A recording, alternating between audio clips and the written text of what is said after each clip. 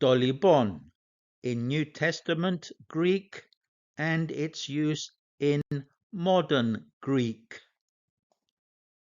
The word Λοιπόν derives from the adjective libos, which in turn comes from the verb libo. And the verb libo can mean a number of different things depending upon the context, but basically means to lack, fall short, to leave, forsake, and so on.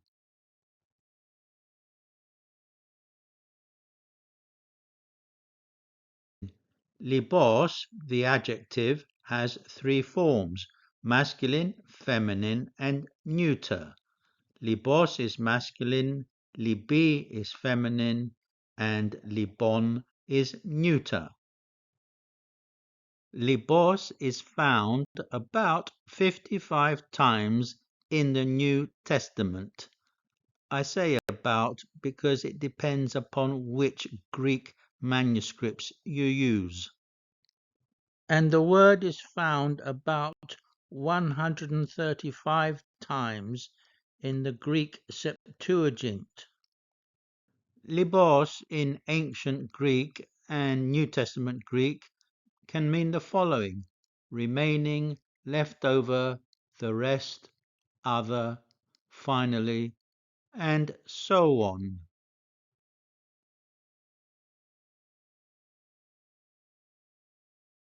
So, Libon means literally the remaining thing.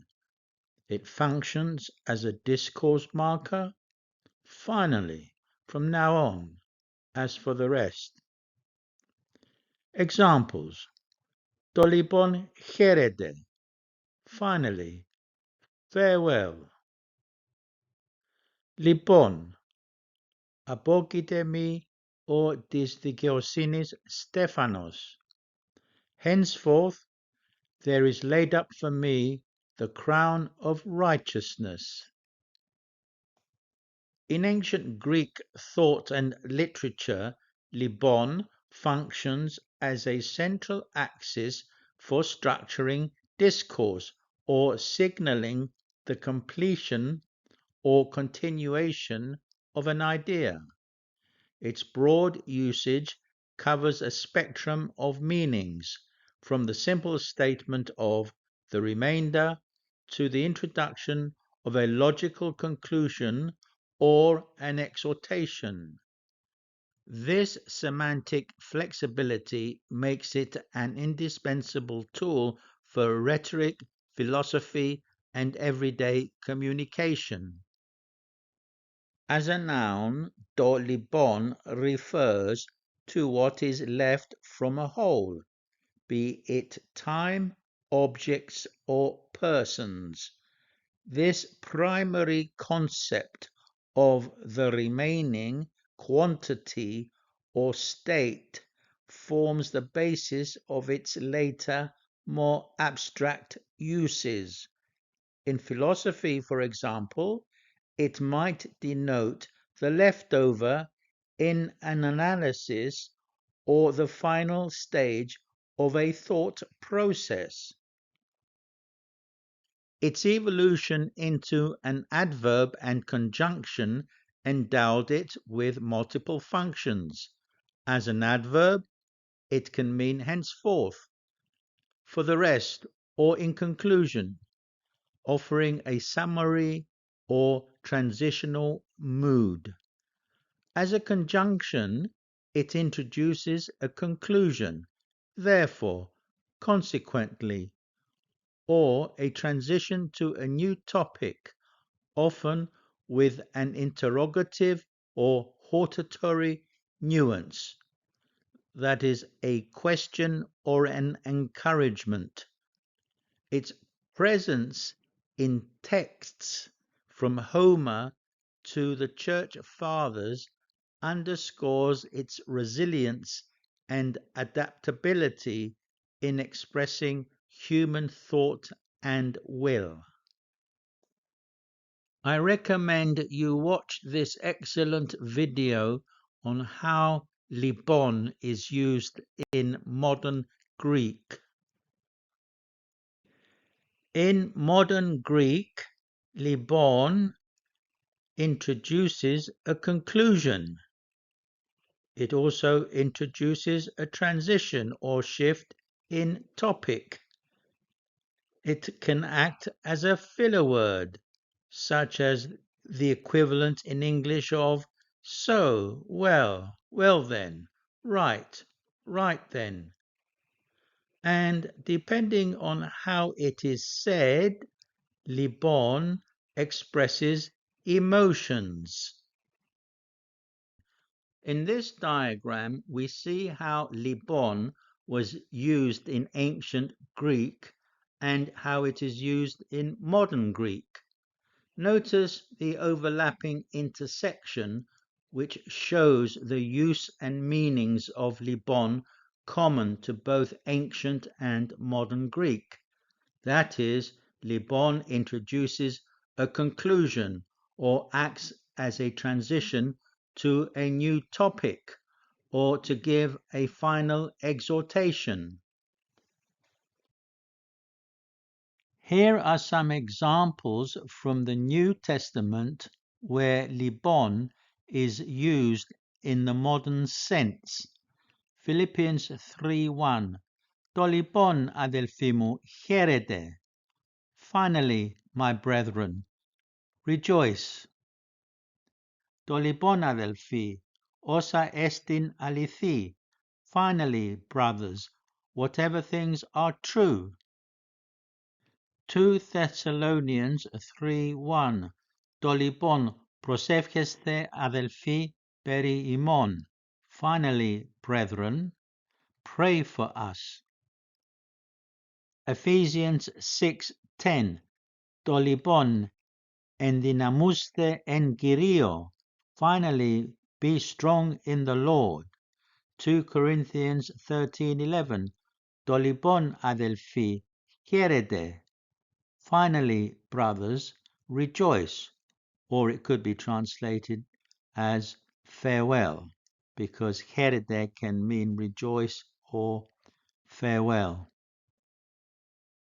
In all these cases, Libon functions like the modern Greek Libon.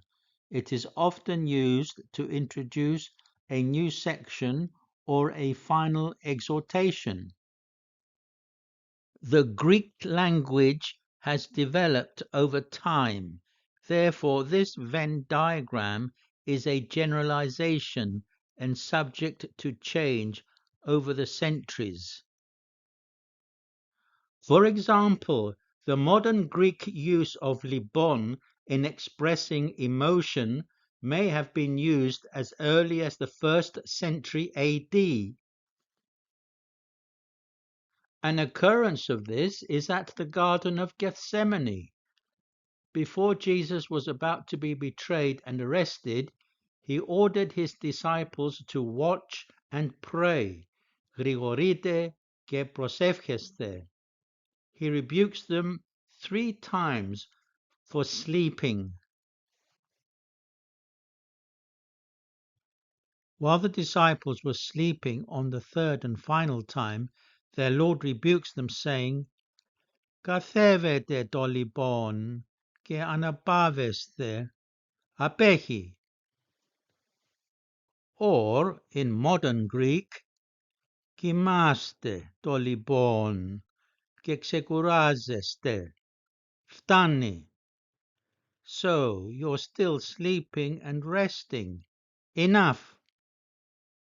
The translators aren't sure whether Christ is stating a fact, asking a question, or giving a command.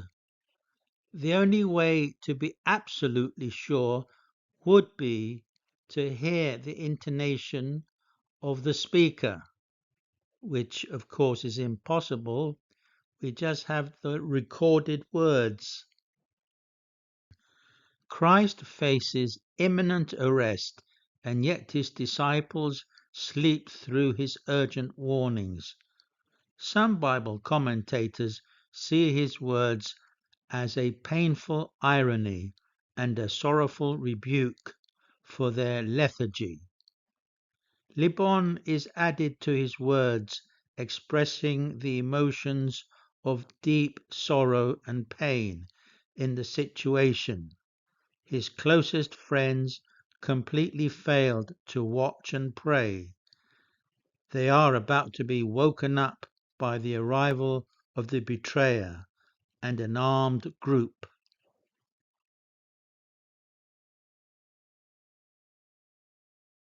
Another example in which this Venn diagram is a generalization and subject to change is the fact that the ancient Greek libon, with the meaning of remainder, can be used with that sense in modern Greek also.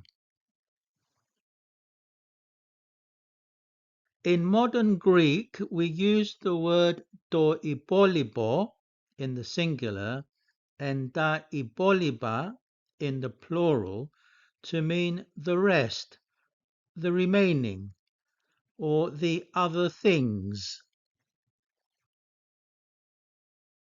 Just having said that υπόλοιπο is modern Greek, it is found in the Septuagint in Isaiah 11:11.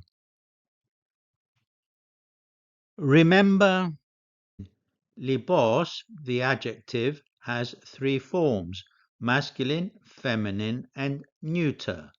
Libos is masculine, libi is feminine, and libon is neuter. Well, that's singular in the nominative case.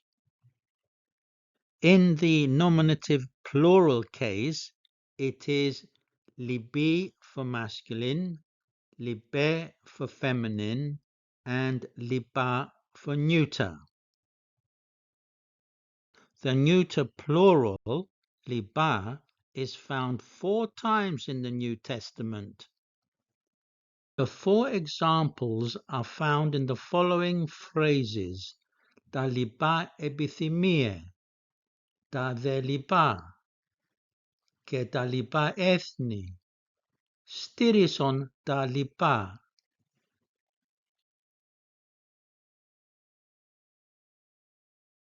Liba is found many times in the Greek Old Testament, and it's often preceded by κ.τ.λ and the κ.τ.λ. κ.τ.λ is also a common phrase used in modern Greek at the end of a list to indicate that similar unmentioned items should be included. It means, and the rest, the remaining, the list of other things, too many to mention. It is often abbreviated with the letters kappa, daf, lambda. κ.τ.λ is equivalent to the English, or rather the Latin, etc., meaning and so on, or and so forth. It is often abbreviated with the letters ETC. Και λοιπόν. So, το λοιπόν and κ.τ.λ are used in ancient and modern Greek with more or less the same meanings. Λοιπόν, τα αρχαία και τα νέα ελληνικά είναι εξελισσόμενα στάδια της ίδιας συνεχούς γλώσσας. So, ancient and modern Greek are evolving stages of the same continuous language. Και τα υπόλοιπα είναι γνωστά, and the rest is history.